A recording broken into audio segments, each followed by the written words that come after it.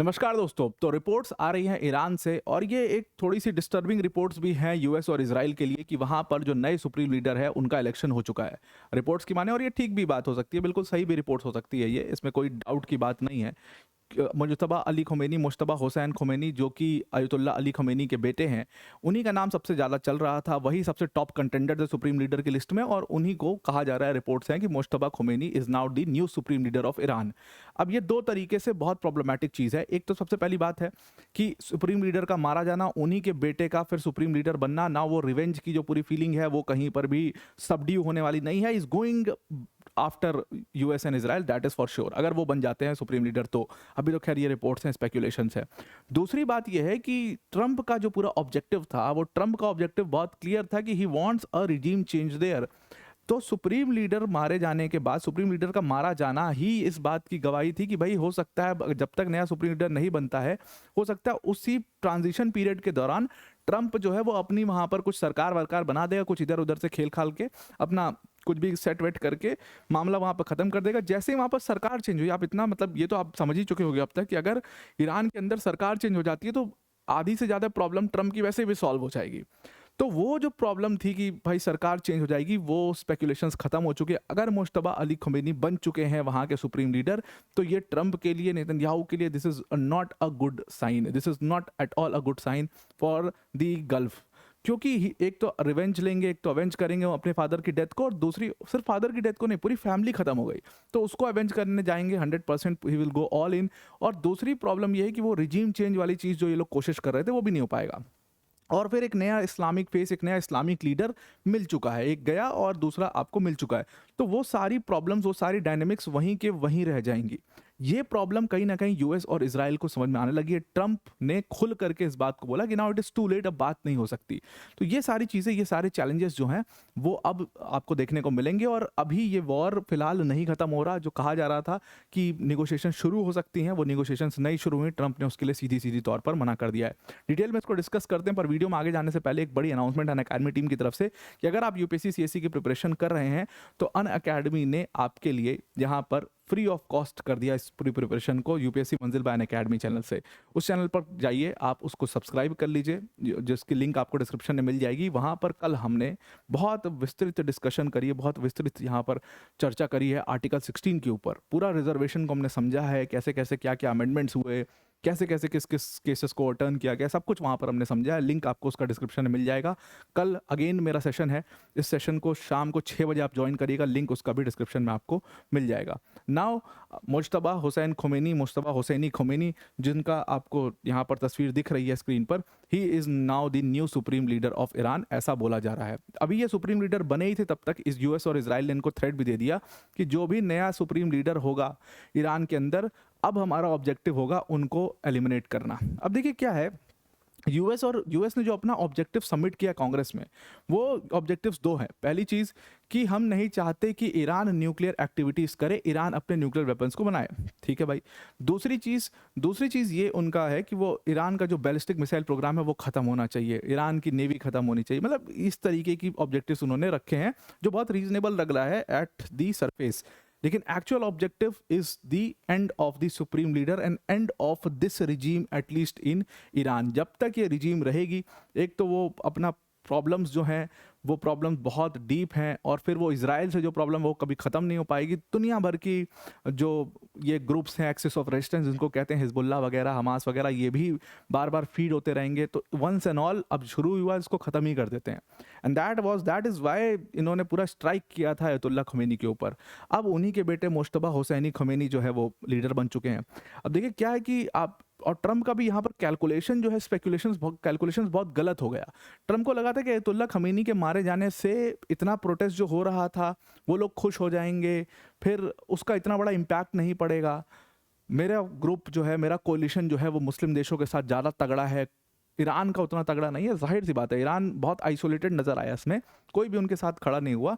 लेकिन अयतुल्ला खमेनी के मरने, कोई भी सरकार उनके साथ खड़ी नहीं हुई, लेकिन अयतुल्ला खमेनी के मरने के बाद आपने देखा बहुत सारे देशों में मातम मनाया गया, बहुत सारे देशों में दुख व्यक्त किया गया। जॉर्डन में जगह जगह पर भले उनका किंग, भले उनकी सरकार, इवन सऊदी अरेबिया भले उनकी सरकार उसको सपोर्ट ना कर रहे हो, लेकिन लोगों ने जो है उसका बड़ा मातम मनाया।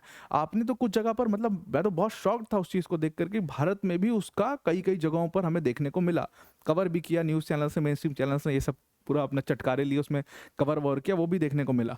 इसका रीज़न ये था कि ट्रंप की जो कैलकुलेशन थी वो यहाँ पर गलत हो गई। देखिए, एक बहुत बड़ा इस परिवार के साथ एक बहुत बड़ा मतलब एक पूरी पास की चीज़ जो जोड़ी जाती है, क्यों इनको एक इस्लामिक लीडर माना जाता है, उसके पीछे का रीज़न है।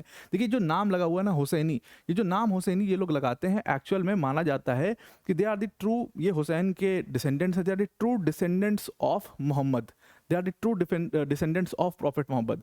तो इसलिए इन लोग जो है वो नाम के आगे हुसैनी लगाते हैं, और इसीलिए फैमिली वो ईरान की बहुत इंपॉर्टेंट फैमिली के तौर पर देखी जाती है। और इसीलिए Ayatollah Khomeini was seen as the leader of Islam, और मोहम्मद बिन सलमान कभी वो लीडर ऑफ इस्लाम नहीं बन पाएंगे।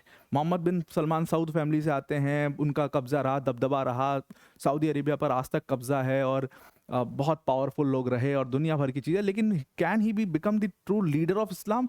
That he can not become. वो फेस नहीं बन पा रहा, और वो भी एक बहुत बड़ी खुन्नस जो है वो मोहम्मद बिन सलमान के अंदर है। वो चीज़ अयतुल्ला खमीनी और अब उनके बेटे पास ऑन हो जाएगा मुश्तबा हुसैनी खमीनी के ऊपर। तो now he is going to be the supreme leader of Iran. कहा जाता है कि जो एक्सपर्ट, जो ईरान की असेंबली है, असेंबली ऑफ एक्सपर्ट्स, उन्होंने ये डिसीजन लिया है, जिसमें अयतुल्ला खमीनी के जो सुप्रीम लीडर थे उनके सबसे क्लोजेस्ट उसमें जो अली रेज़ा कहा जाता है वो उसमें मौजूद हैं, और ये डिसीजन उनसे भी आया है, मुश्तबा खमीनी से। हालांकि अयतुल्ला खमीनी ने अपना कोई सक्सेसर नहीं बनाया था, ये बात बहुत डाउट क्रिएट करती है। अब अयतुल्ला खमीनी का आपको पता ही है कि 36 साल उन्होंने ईरान को पूरा चलाया है। उनकी पॉलिसीज़ बिल्कुल रॉक सॉलिड हैं कुछ देशों को लेकर के। He all his 36 years of time, मुझे लगता है कि सिर्फ एक बार निगोशिएशंस जो है वो अपने सबसे बेस्ट फेज़ में थी, वो 2015 में थी। उसके पहले और उसके बाद की स्थिति आपने देखी, हमेशा एक बिल्कुल क्लैश जो है दोनों साइड से बना रहता था, और कभी he was never ready to talk. ये एक प्रॉब्लम वहाँ पर हमेशा रही थी। फाइनली 28 फरवरी को आपको पता है कि ही वॉज इन इस कंपाउंड, 2 एयर स्ट्राइक कर गए थे, पहले वाले में बच गए थे, दूसरा जो उनके कंपाउंड पर एयर स्ट्राइक की गई, he was killed in that, he was eliminated in that. उसमें उनकी बेटी सबसे यहाँ पर जो चीज़, जो सिंपैथी फैक्टर आया, वो एक्चुअली में पूरी फैमिली का आया। उनकी बेटी थी, उनके सन इन लॉ थे, और उनकी ग्रैंड डॉटर थी। बहुत सारी वीडियोस आई होंगी, आपने भी देखा होगा कि खमेनी जो है वो अपने ग्रैंड डॉटर से बड़े करीब थे, और बहुत खेलते वेलते थे उनके साथ, बहुत बातें करते थे। वो तस्वीरें काफ़ी पहले की हैं, उसमें बच्ची थी वो जब, तो वो ग्रैंड डॉटर का भी पूरा जो इमेज है वो वहाँ पर आना शुरू हुआ। तो ये सब लोग जो है उसमें मारे गए। उसके बाद उनकी wife, she was also wounded, and उसके बाद उनको हॉस्पिटल ले गया गया, and then she succumb to her wounds, वो भी मर जाती हैं। तो पूरा फैमिली ही इसमें वाइप आउट हो जाता है इस पूरे एयर स्ट्राइक में। और यहाँ पर यूएस और इजराइल, ट्रम्प खास तौर से, ये थोड़ी सी राहत की सांस थी कि चलो अब यहाँ से अगर सुप्रीम लीडर नहीं बनता है, क्योंकि पॉलिटिक्स भी है ईरान के अंदर, अपनी डोमेस्टिक पॉलिटिक्स भी बड़ी हावी है वहाँ पर। जो ये एक्सपर्ट्स, असेंबली ऑफ एक्सपर्ट्स है, गार्जियन काउंसिल है, अपनी इनकी बड़ी भयंकर पॉलिटिक्स भी चलती है। तो कहीं ना कहीं ट्रम्प का ये मानना था कि हो सकता है कि रिजीम चेंज का चांसेस हो वहाँ पर, और अगर ये एयर स्ट्राइक्स कुछ समय और चलती हैं तो ये तो बिल्कुल ख़त्म हो जाएंगे, बहुत कमज़ोर हो जाएंगे। मेन जो सपोर्ट मिलता है इनको, दैट इज़ आईआरजीसी, और आईआरजीसी को अगर हमने टारगेट कर दिया तो ये ख़त्म हो जाएंगे। बट देन अभी ये सारी चीज़ें चली रही थी, जल्दी आनन फानन में ऐसा लग रहा है कि एक सुप्रीम लीडर बनाया गया, which is the who is coming from this family itself, that is Mojtaba Hosseini Khamenei. अब खमेनी की जो, अयतुल्ला खमेनी की जो बॉडी है, उसको कहा जा रहा है मशहद जो शहर है वहाँ पर उनको दफनाया जाएगा। मशहद एक्चुअल में ये it is the holiest city of Iran, बहुत लोग वहाँ पर जाते भी हैं एज अ टूरिस्ट। ये यहाँ पर मतलब कहा जाता है कि यहाँ पर श्राइन है बहुत बड़ा, वहाँ पर लोग वो विज़िट करते हैं, और मशहद का नाम मतलब एक्चुअल में शहादत से ही आता है, तो वो शहादत का शहर माना जाता है। तो रेवोल्यूशनरी गार्ड्स के भी कई सारे जो बड़े बड़े कमांडर्स मरे, उनको भी वहीं पर बरी किया गया है। तो ये सब था, अब उनको भी वहीं पर कहा जा रहा है अयतुल्ला खमेनी को बरी किया जाएगा, लेकिन डेट अब इसके ऊपर फाइनलाइज कुछ भी नहीं है। अब ये जो पूरा डिसीजन है ये किसने लिया? एक्चुअल में देखिए, सक्सेसर अपना कभी भी खमेनी ने नहीं बनाया था, और यहीं से डाउट्स खड़े होते हैं कि भाई जब खमेनी के बेटे ही थे मुश्तबा हुसैनी खमेनी, और उन्हीं को बनना था, तो खमेनी खुद बना देते कि भाई मेरा बेटा ही है, इसी को अब सुप्रीम लीडर बनाया जाएगा। जनरली जो हर लीडर करता है कि अपने बेटे को एक प्लेस दे देता है कि भाई यही बनेगा। वो काम नहीं किया था। उन्होंने एक अपनी लीडरशिप काउंसिल बनाई थी। इस लीडरशिप काउंसिल में उनके 3 सबसे क्लोज लोग थे, 3 क्लोज नहीं मतलब एक सबसे क्लोज थे, वो थे अयतुल्ला अली रेज़ा अराफ़ी, जिनका नाम अभी बहुत ज़्यादा सामने आ रहा था, जिनको धमकी भी यूएस ने दी थी। अयतुल्ला अली रेज़ा अराफ़ी सबसे क्लोजेस्ट माने जाते थे सुप्रीम लीडर अयतुल्ला खमीनी के, और भी क्लोज लोग थे, उनमें से एक अयतुल्ला अली रेज़ा अराफ़ी थे। एक्चुअल में ये गार्जियन काउंसिल के 2019 से मेंबर हैं, और जो एक्सपर्ट असेंबली ऑफ एक्सपर्ट्स है उसके मेंबर ये 2022 से हैं, और यही असेंबली ऑफ एक्सपर्ट्स ये डिसीजन लेता है। तो ये दोनों के मेंबर हैं और ये डिसीजन इनकी तरफ से आया, मानना है ऐसा। अब इस लीडरशिप काउंसिल में ये थे, मसूद पेशकियान थे, और वहाँ के चीफ जस्टिस गुलाम हुसैन मोहसिनी, ये 3 लोग इसमें लीडरशिप काउंसिल में मौजूद थे। और इन तीनों ने कहा जाता है मिलजुल करके डिसीजन लिया कि मुश्तबा खमीनी को अब हम अपना मतलब सुप्रीम लीडर ऑफ ईरान बनाएंगे। अब आपको पता ही है कि जब वो ईरान के सुप्रीम लीडर बन जाएंगे तो again the policies will continue. Policy क्या है, ये पूरा वॉरफेयर क्यों हुआ? Because of the failing of the nuclear talks. Nuclear negotiations fail हुई, यूएस चाहता है न्यूक्लियर एक्टिविटीज़ ना करे ईरान, न्यूक्लियर वेपन्स ना हो उनके पास, और इसलिए ऑपरेशन एपिक फ्यूरी जो है वो लॉन्च किया गया और दुनिया भर की ये सारी चीज़ें की गई। लेकिन अब मुश्तबा हुसैनी खमीनी के आने के बाद वो सारी चीज़ें कंटिन्यू होने वाली हैं, और इसीलिए आप देखिए कि मतलब जो यूएस है या इजराइल है, क्या वो इस वॉर को रोकना चाहते हैं? क्या वो निगोशिएट करना चाहते हैं? नहीं करना चाहते। ट्रम्प ने साफ कह दिया, it is too late for Iran to seek talks. बात बहुत लेट हो चुकी है, और अब हम तो बिल्कुल भाई अब तो वॉरफेयर में घुस चुके हैं, और अब तो पूरा ईरान को ख़त्म करेंगे। एक्चुअली वो कॉन्फिडेंट इसलिए भी हो गए, जितना उन्होंने समझा था उससे ज़्यादा कमज़ोर निकला ईरान। दूसरी बात ये है कि वो और कॉन्फिडेंट इसलिए हो गए क्योंकि सपोर्ट जो उन्होंने सोचा था कि मिल जाएगा पीछे से बैकडोर से, चाइना या रशिया से, वो उस लेवल का सपोर्ट मिल तो रहा है, उस लेवल का सपोर्ट जो है वो बैकडोर से दिखाई नहीं दे रहा है। बैक चैनल टॉक्स भी हो पा रही हैं, ये भी एक बहुत बड़ी मतलब बात है। तो इसलिए now they are very very confident, और उनको लग रहा है कि now we can win this war, we can end this forever, तो ख़त्म करते हैं इसको। वो पूरा स्टांस आपको ट्रंप का और नेतन्याहू का दिखाई देगा। दूसरी तरफ बुरी खबर है कि भाई जो इन शहरों में, Dubai, Abu Dhabi, Qatar, Bahrain जैसे देशों में जो लोग फंसे हुए थे, कुछ फ्लाइट्स स्टार्ट की गई थी, कल इसकी खबर आई थी, एयर इंडिया की फ़्लाइट दुबई से चलाई गई थी, 1-1 लाख रुपए उसकी टिकट रही।